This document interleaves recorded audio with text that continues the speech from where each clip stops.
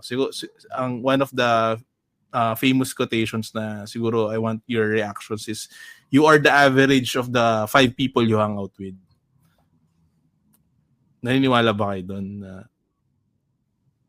Oo naman. Agree ako doon, bro. Oo, agree ako doon. Kasi it's the people that you're always with. Doon ka natututo eh. I mean, kung sino yung mga kasama mo, it's either na-influence ka nila. Magnify yung So kung level up yung kanilang mentality at saka mindset. Yeah.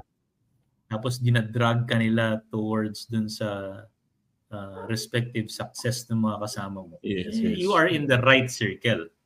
Pero kung yung mga kasama mo puro sarap buhay tambay. yan. Magiging ganun